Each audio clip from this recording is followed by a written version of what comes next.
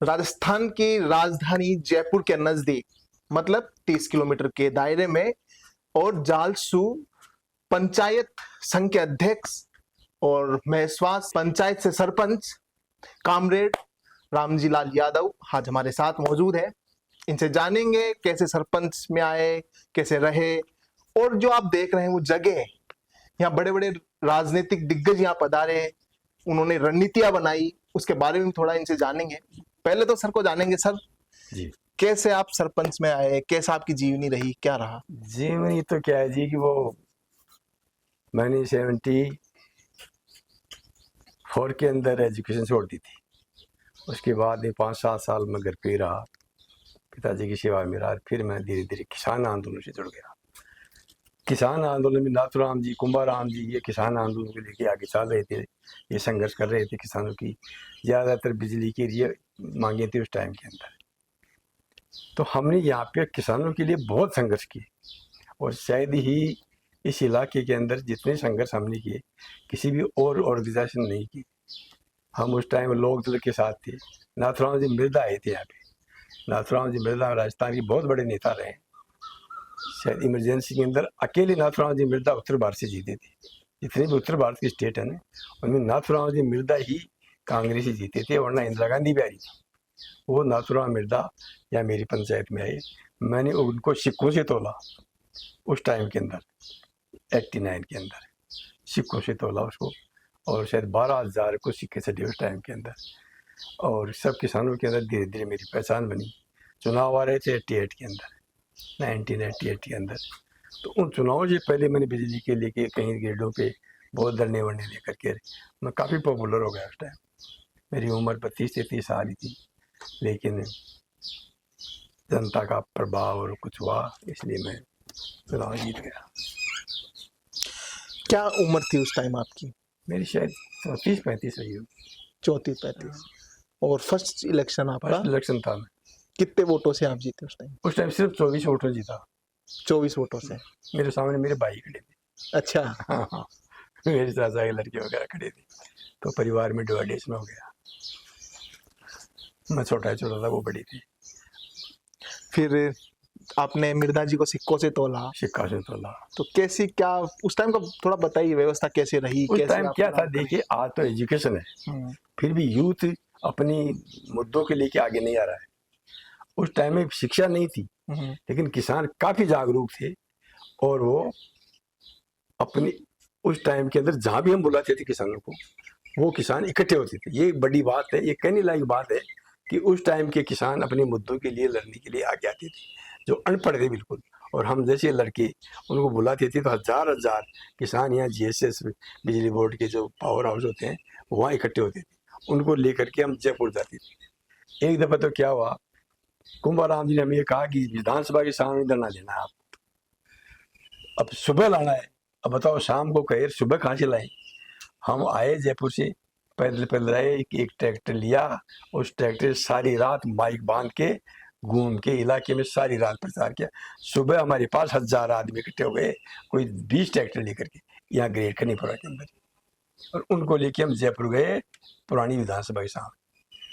तो आज है ना, जो आज की राजनीति सुविधा की राजनीति है। सब लोग चाहते हैं कि तुम्हारा तुरंत ही मुझे नेता बना दिया है। कोई संघर्ष नहीं करें हम, सिर्फ हमने बड़े बड़े नेताओं की चमचागिरी करें और उनके से टिकट ले आए, हम नेता बन जाए। जनता के लिए लड़ने वाला कोई नहीं है। आप बता रहे हैं कि आपने आंदोलन भी किए उस समय। हाँ। तो फिर कई मुकदमे, कोई जेल आज चलते रहते हैं। उस टाइम शायद ये मुकदमेबाजी कम थी, कोई किसी ने हमें कुछ नहीं कहा। पुलिस आती थी, पुलिस को हम हमारे मुद्दे समझाते थे कि हम इसलिए लड़ रहे हैं, तो पुलिस वाले भी किसान वर्ग से थे, तो वो हमारी बात को अप्रिशिएट करते थे कि भाई ठीक है यार, ये अपने लिए किसी, वो हमें ये हिदायत जरूर देते थे किसी तरह की कोई वायलेंस ना हो।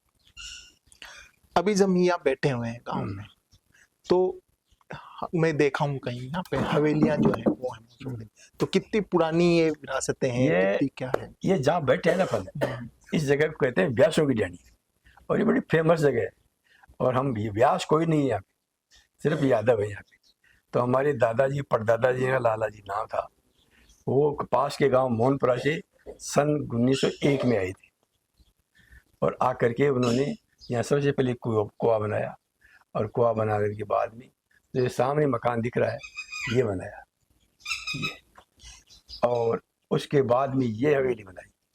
कितने टाइम पुराना ये है? ये 125 साल पुराना हो गया। 125 साल हाँ, हेरिटेज में आता है आज तो। ये। हाँ तो राजनीति का एक केंद्र भी रहा है, और आप हाँ, राजनीति वो में जुड़े हुए, राजनीति तो केंद्र कौन कौन से वो दिग्गज आप मैं बता रहा हूँ क्या आपको। रहे? हमारे पिताजी, मेरे पिताजी थे ना, उनका जन्म था 1891 का। हम्म, आप अनुमान लगा सकते हैं, 1891 में जन्म था।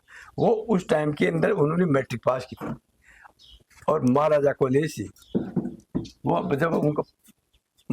जब मैं उनको पूछता था ये बात कि साहब आप कहाँ पढ़े हैं, तो वो हमेशा बताते थे कि मैं महाराजा कॉलेज में पढ़ा हूँ। वो महाराजा कॉलेज कहाँ है जी, हम जानते नहीं थे महाराजा कॉलेज। अरे हवा महल के सामने महाराजा कॉलेज है। अब मैंने वहां जाकर के देखा महाराजा हवा महल के सामने, तो मंदिर है वहां पे, काई का मंदिर है, उस पे अंदर उस टाइम के जितने भी लोग पढ़े लिखे हैं उनके नाम लिखे हुए हैं। तो वो मैंने भी जाके देखा कि मेरे पिताजी का भी नाम हुआ था। इसीलिए फिर तो उनके अंदर थोड़ी राजनीतिक जागरूकता थी, तो वो बड़े हिम्मत वाले आदमी भी थे, और थोड़े ऑर्थोडॉक्स भी थे, थोड़े प्रोग्रेसिव भी थे। ये बात थी उस टाइम। तो इस वहां से ये राजनीति शुरू हुई। तो कौन कौन से दिग्गज से आपकी वहाँ मुलाकात दिग्गज हुई? कौन-कौन पिताजी से? मेरे 59 के अंदर प्रधान बन गए थे। उसके बाद में यहाँ पे एक दफा मैंने खुद में 60 के आसपास के भाषण के चुनाव में वहाँ को हरदेव जोशी, मोहनलाल सुखाड़िया को देखा, उस चबूतरे में भाषण देते हुए। उस टाइम मेरे पिताजी को उन्होंने बुलाया माइक पे, तो उन्होंने एक ही मांग रखी थी, हमारे यहाँ तो बिजली ला दो। ये बिजली 60 की बात है ये, तो 17 में बिजली आई वो। तो वो भी आए थे। फिर वो शर्मा जी, किशोर शर्मा जी, क्या पिताजी का क्या नाम था वो थे 200 वाले नेताजी थे ना, वो मर गए। और वो अपना ये पायलट साहब राजेश पायलट भी आए थे। यहाँ चौधरी चरण सिंह के लड़के अजीत सिंह जी भी आए हुए हैं। और यहाँ पे खास बात है, यहाँ महारानी गायत्री देवी आई है, मैंने बचपन में देखा है। हमारी ये यहाँ नाकरी में दूसरा घर है, वहाँ भी महारानी गायत्री देवी को बुलाया गया था। यहाँ भी हमारे पिताजी, मेरे पिताजी के भतीजे थे, इनके दादाजी, वो कांग्रेस थे, मेरे पिताजी थे जो अब और पुराने विचारों के थे। तो रानी आ रहे, उस टाइम रानी का बड़ा चार्म था। ये गायत्री देवी आ रही, तो गांव के लोगों ने बहुत उल्ट किया, हजारों आदमी इकट्ठे हुए, और उनको सोने के एक थाल के अंदर मोहरें दी गई नजर करने के लिए। तो उन्होंने हाथ लगा कर कहा कि अंदर रख दो, तो उन्होंने अंदर रखा। वो मीटिंग मैंने सुनी है, महारानी गायत्री देवी को नजदीक से देखा है मैंने उस टाइम, जब वो सिर्फ 42 साल की थी।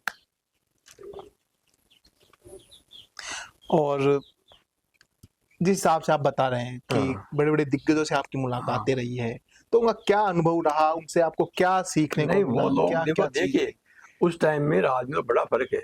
वो लोग जो बोलते थे ना वो करते थे, वो यहाँ कह के जाते थे, वो बात दूसरे तीसरे रोज ही करने की कोशिश करते थे, और प्यार मोहब्बत से मिलते थे, सबको याद रखते थे, और थोड़ा अपन तो था उनमें, अपनी बात को कहने के पहले सोच कर कहते थे। आज के नेताओं की नहीं कि भाई सब जगह कुछ भी कहते फिरे, कुछ भी नहीं करें, ये बात हुई। अब देखते हैं पहले की सिचुएशन और अब की परिस्थितियां, हाँ, पहले के नेता में और आज के नेताओं में आप कैसे देखते हैं? पहले के नेताओं में आज के नेताओं में रात दिन का अंतर है। आज कोई नेता कोई काम करना नहीं चाहता, सिर्फ कैसे के टुकड़े में बिठा करके टिकट लाना चाहता है, वो टिकट मिल जाए तो वोट मिल जाएंगे। जब आज की चर्चाएं चल रही है, आप किसान आंदोलन से जुड़े, किसानों की बात चलती है, लेकिन किसान की आज भी समस्या है, क्योंकि अपन गांव परिवेश से हैं, आप सरपंच हैं, कई किसान आपके पास आते हैं, तो क्या समस्या उनकी मेन रहती है आज भी? क्या मुख्य समस्या है? समस्याएं तो आज की जैसी आज की समस्याएं पैदा हो गई। पहले क्या था कि यहाँ खूब पानी था, न पीने की पानी की कमी थी, न खेती की पानी की कमी थी। आज क्या है कि पीने का पानी भी खत्म हो गया और खेती का पानी भी खत्म हो गया। तो बड़ी समस्या है पानी की।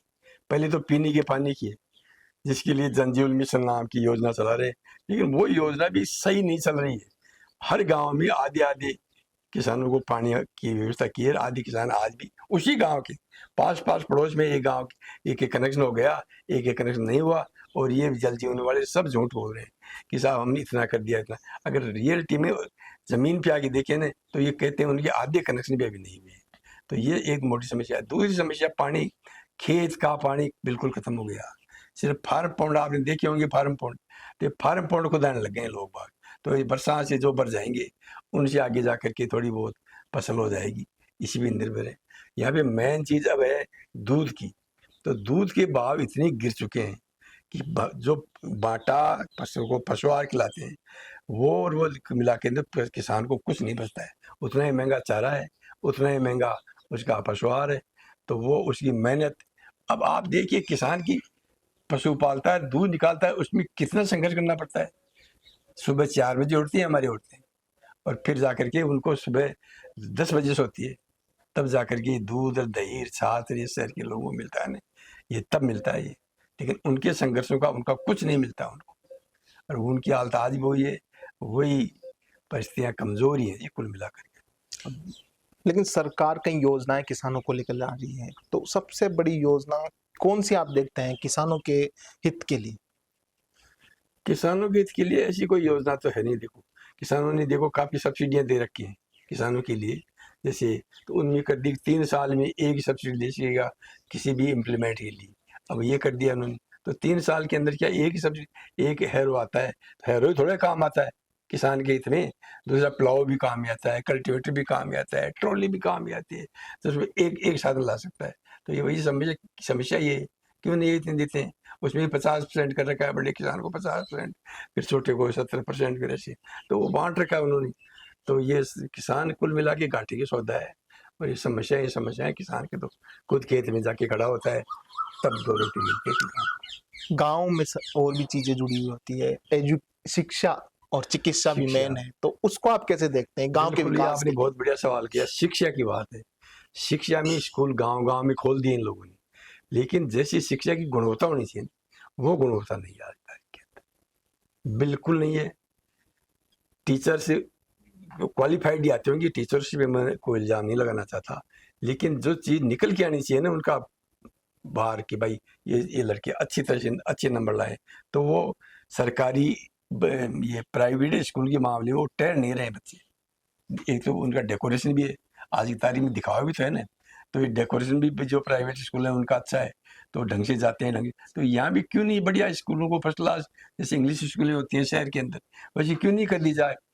थोड़ा बजट पे बिल्कुल ये भी है कि देख नहीं मिलता है कि हिंदुस्तान का पूरा बजट शिक्षा है, बहुत मामूली बजट है शिक्षा पे, जबकि सबसे महत्वपूर्ण शिक्षा है।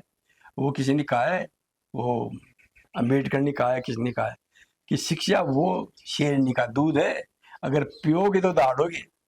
तो शिक्षा ही नहीं मिलेगी तो क्या मिलेगा फिर। और वो शिक्षा के लिए ये सोच रहा है कि भाई चलो ये पढ़ते हैं, पढ़ते रहो। तो ये सारी चीजें हैं जो कोई बढ़िया स्तर नहीं है शिक्षा का, सरकारी शिक्षा का स्तर बढ़िया नहीं है, ये बात है। तो आप सरपंच रहे हैं, हाँ, और पहले भी आप सरपंच हैं, पहले भी सरपंच अभी रहा। फिर सरपंच हाँ, हैं, तो विकास का जो पैमाना है हाँ। वो पहले में और अब में, देखो जी, विकास का पैमाने के लिए शिक्षा, स्वास्थ्य और सड़क, ये 3 चीजें आती हैं। अब सड़कों का हाल देखो आप, हमारे जयपुर से 30 किलोमीटर पे है और हम जीएडीए क्षेत्र में आते हैं। जीएडीए की एक भी सड़क नहीं बनी हुई है। कोई पीडब्ल्यूडी तो बना देती है, लेकिन जीएडीए वाले बिल्कुल भी ध्यान नहीं देते हैं। सड़कें टूटी हुई पड़ी है, जीएडीए के नाम से जो भी है वो सब सड़कें टूटी हुई पड़ी है, और उनका कोई ध्यान नहीं सड़कों के ऊपर। और सड़क भी है उस क्राइटेरिया में, छोटी सड़क बनाई गई है, वहां से दूसरा साधन टल भी नहीं सकता। तो ये सारी चीजें, सड़क वाली भी बात खराब है। शिक्षा है, शिक्षा को मैंने बात किया ही। और स्वास्थ्य है, स्वास्थ्य के अंदर मैं आज ही जाके आया हूँ अस्पताल के अंदर, वहाँ पे पूरे इक्विपमेंट्स नहीं है जांच के और के जो कुछ भी है ना। डॉक्टरों की हालत ये है कि डॉक्टर आप जाके देखो, 10 डॉक्टरों की पोस्ट है, आपको 2 डॉक्टर नहीं मिलेंगे वहाँ पे, कोई देखने वाला ही नहीं है वहाँ पे। ये है आज की तारीख में। और मैं और देख आया हूँ, CHC जालसू CHC है, उसके अंदर एक बिल्डिंग बन रही है, उसके अंदर HDO खुद आया था, मैं था, 2-4 सरपंच और थे। वहाँ का मटेरियल बिल्कुल खराब पड़ा था, और आकर के वीडियो ने उस HDO साहब ने उसको तोड़ा, वो ईंट टूट गई। उस ठेकेदार के लड़कों को बुलाया कि साहब ये तो ऐसी ही है, कि उसने HDO ने कहा इसको बंद कर दो, ये काम नहीं चलेगा। और वो काम चल रहा है और वो ईंटें लग गई। तो क्या है फिर, ये कौन, मतलब क्या ये कोई मॉनिटरिंग का कोई मतलब ही नहीं हुआ कि भाई कोई देख रहा है, कुछ कह रहा है तो इसमें बदलाव आना चाहिए। ऐसे होता है, क्या बताइए यार। एक बात आपको और बताऊं, जो मैं खेती करने वाला आदमी हूँ, कि देखो कितना रिसर्च हो रहा है खेती पे, चारों तरफ यूनिवर्सिटियां खुल रही हैं, चारों तरफ बीज, बढ़िया बीज दो और बढ़िया खाद दो और ये दो। हम जब बचपन में थे तब एक कोड़ा आता है मोटी चीज, उस कोड़े की जो स्वाद था ना, और जैसी वैरायटी थी ना, उसका चवनी भी नहीं है। आज कोड़ा कोई खाना नहीं चाहता। गेहूं की क्या वैरायटी थी, कितनी बढ़िया गेहूं थी, जो कि क्या वैरायटी, क्या सबकी गुणवत्ता खत्म हो गई। वो प्रोडक्शन तो ज्यादा हो गया, चाहे क्वांटिटी तो बढ़ गई, लेकिन क्वालिटी बिल्कुल हर अनाज की, हर फल की, हर सब्जी की, सब अभी हमने मतीरे बाए थे, तो मतीरे उगे नहीं, उस पहले तो उसके रोग लग गया। दो पत्ती आई तो एक आया कि साहब इसके तो ये रोग ले, ये दवा दो, 10 दवा देने वाले आ गए, साहब इसके ये लगाओ, ये होगा नहीं भाई। तो 20 से उससे ज्यादा तो दवा देने वाले आ गए, और दवा वाले दूध ले गए, और बीज के अंदर ही वो फिर गर्मी पड़ी, बीज के अंदर ही वो सारी। और ना पहले भी मतीरे बाते थे, सिर्फ मतीरे बाके छोड़ देते थे, पानी देते थे, और यार क्या जानदार मतीरे होते थे। तो ये खेती का सारी ऐसी तैसी करनी लग गई। आप बोल रहे हैं कि किसान को वो नहीं है, लेकिन गांव परिवेश में, ग्रामीण परिवेश में पूरा फिर आजीविका का मेन साधन क्या रह गया है? आजीवा में तो दूध और ये खेती है, और कुछ नहीं है। एक मेन चीज तो दूध है। देखो आज तारीख में तो दूध से काम चलता है, थोड़ा लोन तकड़ी का काम चलता है, वो ज्यादा कुछ नहीं है। आजीविका पूरी करते हैं, जीवन यापन करता है। दूध और खेती से अनाज ये घर का मिल जाता है, और ऐसा कुछ नहीं है किसान के पास। सब किसानों के केसीसी है, और 75% किसान के ओरडी है, और बैंक वाले पीछे पीछे फिरते हैं, एक का माफ नहीं कर रहे हैं। एक दफे एक SBI बैंक ने 10% भी माफ किया था, उसके बाद में किसी बैंक ने कुटकियों के नोटिस आते हैं डेली, और उनको प्रचारित किया जाता है। और बड़े बड़े धंधा सेठों के है ना, जो ये सब्सिडियां दे करके माफ की जाती है, तब दुख होता है। किसान को क्या देते हैं लोग, दूसरे देशों की बात करते हैं, या अमेरिका वगैरह की, कितनी सब्सिडी है वहाँ पे, ये देखना तो चाहिए ना। इसलिए ये सिर्फ खेती और दूध पे अपना जीवन आप जीता है। सरकारें वरकारें कुछ नहीं देती, बातें देते हैं, भाषण देते हैं नेता लोग। तो ये किसान परिवार से आप भी आते हैं, और जहां हम बैठे हुए हैं अभी, ये जो पीछे है हवेली है, हाँ, इसकी क्या कहानी है, कैसी क्या ये रही? कहानी एक साधारण किसान थे हमारे दादाजी वाले। सर, जब किसान की बात चल रही है, और जो पीछे जो हवेली है वो किसी राजा महाराजा ठाकुर की नहीं है, ये किसान की है, और ये किसान की मेहनत से बनाई हुई है। तो इसकी क्या कहानी है, कैसे ये आज भी पूरा यानी एक हेरिटिकल वो बनी हुई है? ये 1995 के आसपास, या ये बस लेके 95 के बीच में समझ लीजिएगा। यहाँ से हमारे दादाजी मूनपुरा गांव में रहते थे, तो उनका विचार ये था, उनको किसी ने राय दी कि किसान को एक ही जगह नहीं रहना चाहिए, 2 जगह अपने ठिकाने बनानी चाहिए। क्योंकि उस टाइम में जागीरदार किसान को हमेशा जगह छुड़ा देते थे कि मेरा गांव छोड़ जा, तो गांव छोड़ के जाएगा कहाँ? तो उस एक भाई ने सोचा पहले तो दूसरी जगह एक दूसरे जागीरदार के यहाँ जा करके हम जगह ले लेते हैं। तो उसने वहां से, वो चोमू में आता था, जो मूनपुरा था वो चोमू ठाकुर साहब के नीचे आता था। तो तू छोटे भाई ने आकर के जाओ था ठाकुर साहब से आकर के इस गांव के अंदर, ये कोई 300 साढ़े 300 बीघा जमीन पक्की का पट्टा लेके, और यहाँ पे आए, और यहाँ आकर के फिर बसे। कुछ दिन तो कच्चे मकानों में रहे, जो फटा है जो से होता है पानी का, वो बांध के रहे, और धीरे धीरे फिर उन्होंने पहले कुआ किया, कुआ की बांध में फिर ये मकान बनाए शुरू। उस टाइम के अंदर देखिए, खुद हाथ से तो उखाड़ते थे पत्थर, बैलों से लाते थे घींच करके उनको, और फिर उस टाइम आदमी भी बहुत मिल जाते थे, तो उनको सबको साथ लेकर के गाँव वालों को, और उन्होंने ये मकान का निर्माण किया। कोई जागीरदार नहीं थे, कोई कुछ नहीं थे, साधारण किसान का परिवार था। इन साधारण किसान के परिवार में आसपास के अंदर शायद ये 10-10, 20-20, 50-50 कोस तक ये हमारा ये एक परिवार ऐसा है जिसमें ऐसे मकान बनाए गए। तो वो उनकी मेहनत समझ लीजिएगा, उनकी हिम्मत समझ लीजिएगा। तो पैसे होंगे भी उनके पास तब भी होता है। तो उस टाइम जो गरीबी भी थी और भी थी, तो लोग वहाँ काम करने भी आते थे। इस तरह से ये हुआ। 20-20 जोड़ी बैलों के रखते थे, खुद यहाँ पे मैंने खुद देखा, यहाँ पे बांट और बैलों के लिए चारा वारा हो देते। इस पर कई पेंटिंग्स भी जो बनी हुई है, चित्रकारी पेंटिंग्स तो गया था कि वो हमारी बड़ी सिस्टरों से, बड़ी हमारी मदर से बड़ी बड़ी बहन थी हमारी, जो 1926 के अंदर शादी थी उनकी। तो उस शादी के अंदर हमारे पिताजी ने पेंटर्स ला करके और यहाँ पे किए, ये बनवाया। उस शादी के फंक्शन के अंदर 1926 में बनाई, 1926 में पेंटिंग कराई। ये शादी थी उस दिन की, तब कराई थी। आजादी से पहले की बात आजादी है से ये। पहले की बात है, 100 साल हो गए, 26 हो गए नहीं 25 तब साल। हाँ, तो ये 100 साल हो गई उस पेंटिंग को।